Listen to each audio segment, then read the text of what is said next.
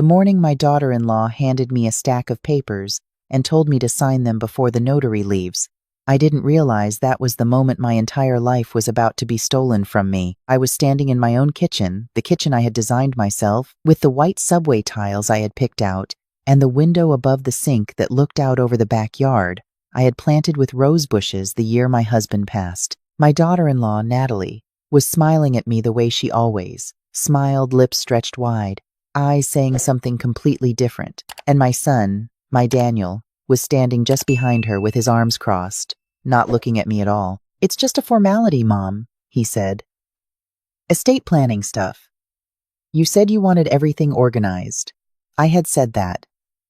About 2 years before, after a minor health scare, I had mentioned to Daniel that I wanted to get my affairs in order. I had a small business, a floral design shop I had built over 31 years in Asheville, North Carolina. Nothing glamorous. But it was mine. Completely. Entirely mine. I had built it from a folding table at the farmer's market when Daniel was in middle school. By the time he was in college, I had a storefront. By the time he got married, I had 3 employees, a loyal client base, and a building I owned outright. The building alone was worth close to $800,000 by the time any of this happened. My home was paid off. I had retirement savings. I had worked every single day for 30 years to make sure that when I got old, I would not be a burden on anyone. That was my first mistake, I think. Making sure everyone knew I had something worth taking. I didn't sign the papers that morning. Something felt wrong. Not dramatically wrong. Not the kind of wrong you can point to and name. Just the feeling you get when a room is slightly too quiet. I told Natalie the notary would have to come back another day, that I wanted my own attorney to look things over first. She kept smiling. Daniel said nothing. The notary, a man I had never met before, packed up his briefcase and left, and the whole thing was dropped for exactly 4 days.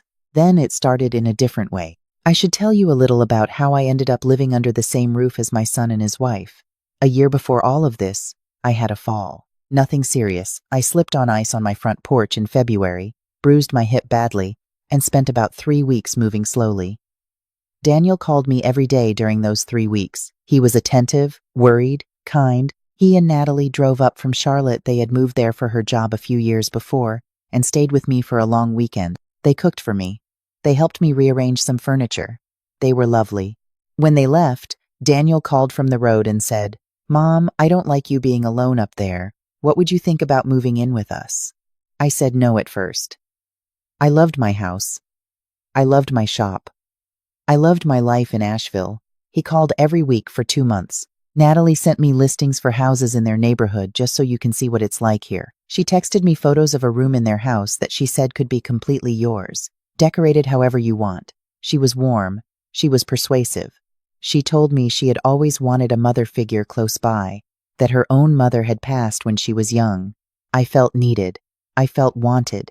I felt foolish about that later, but at the time, it felt real. I rented out my shop to a young woman who had been my assistant for years. I leased my house to a retired couple. I moved my most important things into the back bedroom of my son's house in Charlotte and told myself this was the next chapter. Within 6 months, I understood what the chapter was actually about. It was small at first. Natalie mentioning that it was a lot to have 3 adults sharing one kitchen. Daniel suggesting gently, always gently, that maybe I should let him help manage my accounts, just so there's a backup. Little comments about how my tenant in Asheville had called, and maybe it would be simpler if Daniel handled the correspondence. A conversation over dinner about how my shop lease was coming up for renewal, and wouldn't it be easier to just sell the building rather than deal with all that from a distance. I am 64 years old. I am not naive, but I want you to understand something about how this kind of thing works, because I didn't fully understand it myself until I was deep inside it. It doesn't happen all at once. It doesn't feel like theft. It feels like help.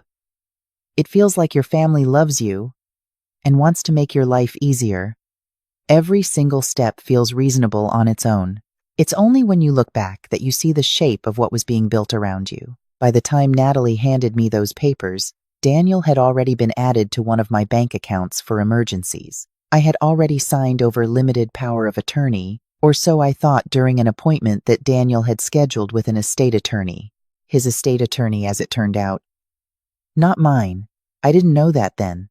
What I had actually signed, I would only discover much later, gave Daniel and Natalie far broader authority over my finances than I had intended. The attorney had explained it in careful, technical language during a meeting that lasted 20 minutes and included a lot of nodding and very little time to read.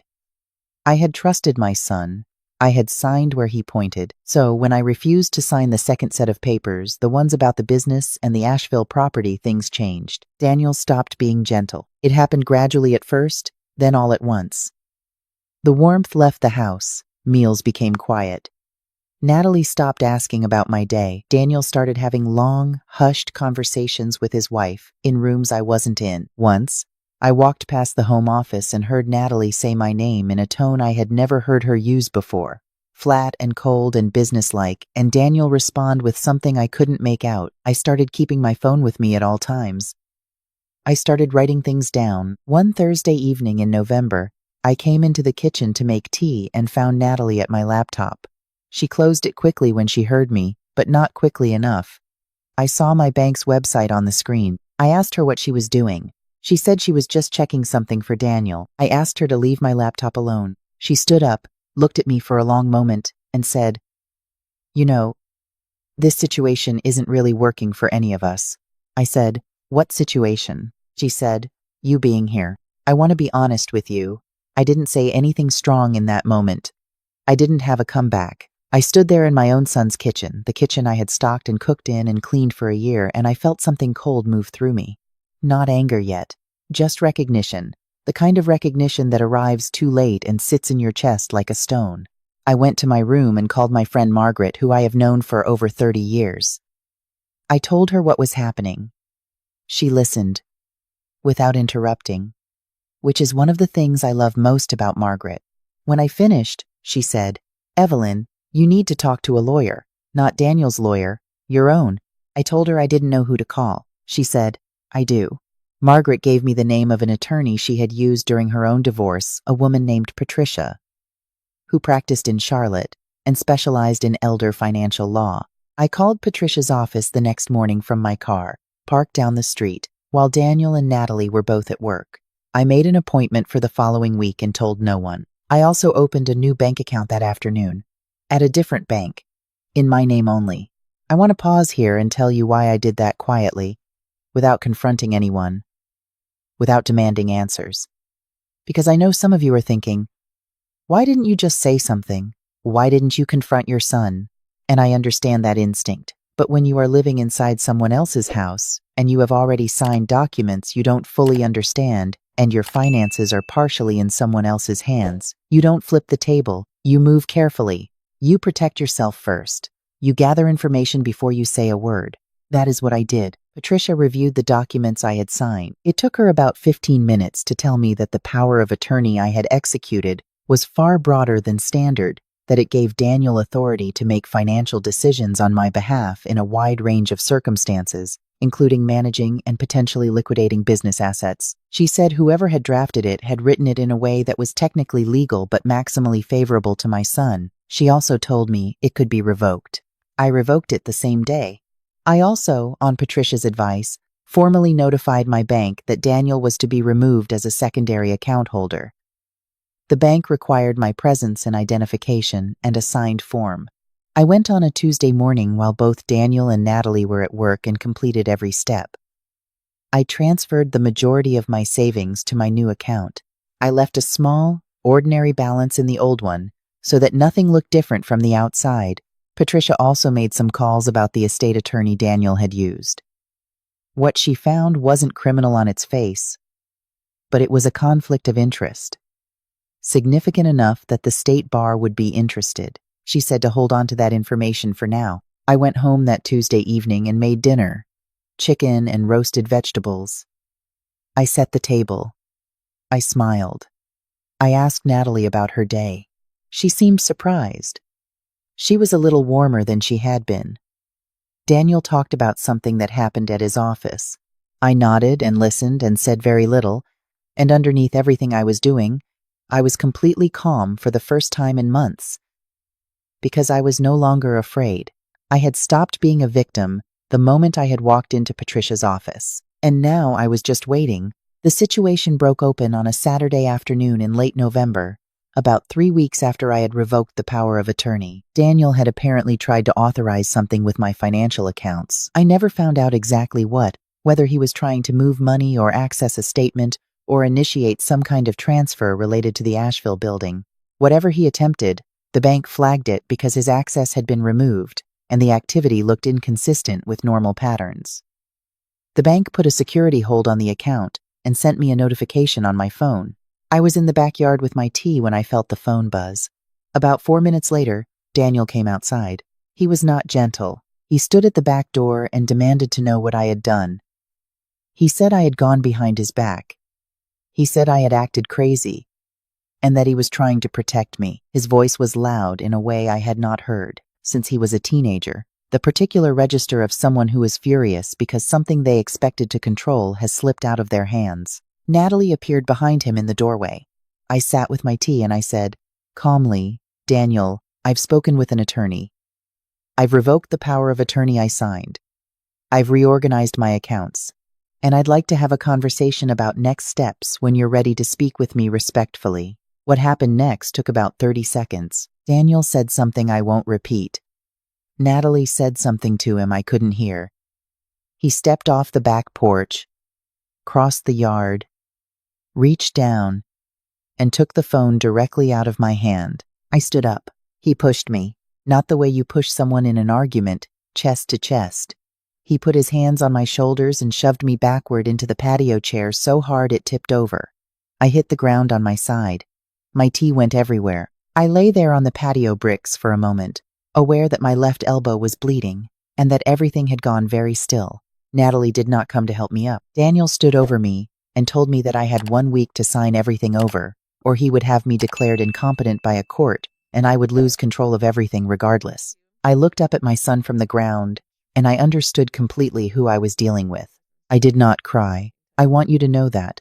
I did not cry, and I did not beg, and I did not say anything dramatic. I got up as steadily as I could, went inside, went to my room, locked the door, and called Patricia. She told me to call the police first. I did. 2 officers arrived within 15 minutes.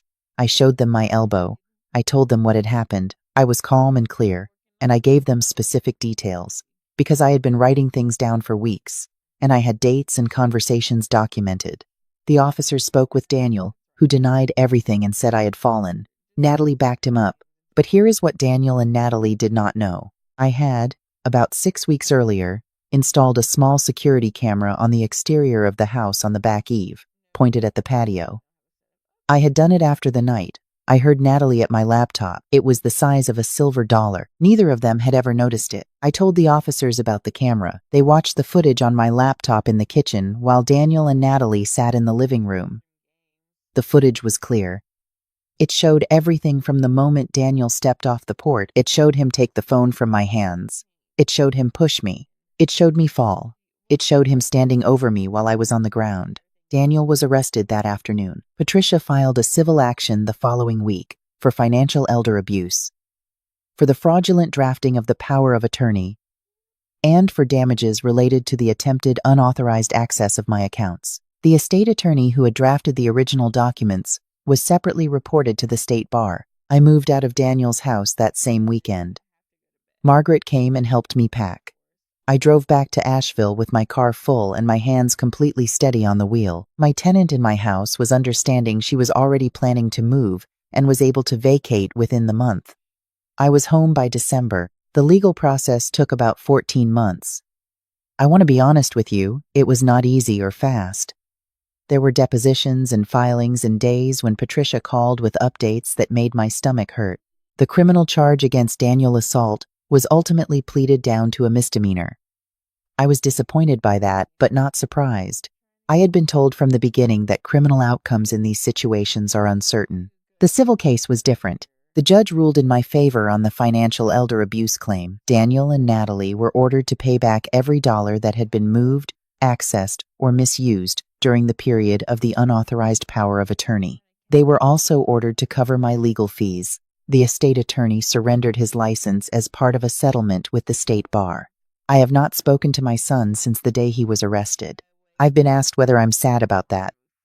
I am. I want to be honest about that too, because I think there's a version of this story where the ending is pure triumph, all justice and no grief. And that wouldn't be true.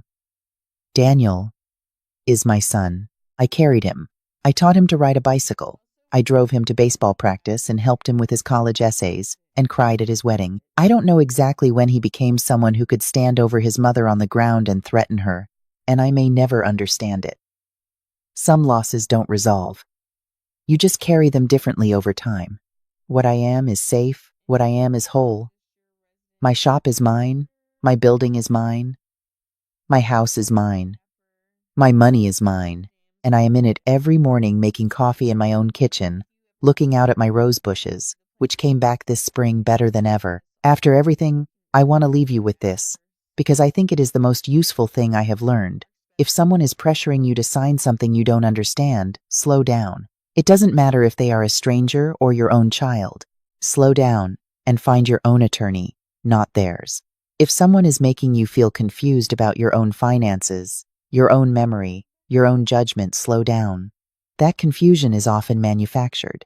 And if you are already inside a situation like the one I was in, know this: it is not too late. I was 64 years old, living in someone else's house, with my name on documents I didn't fully understand, and I still had every legal right and every practical ability to take my life back. You do too. Thank you for being here with me today. If this story moved you, if it reminded you of someone you love or a situation you've seen, please share it. And if you're new here, welcome to Sophia's Family Stories. I'll see you in the next one.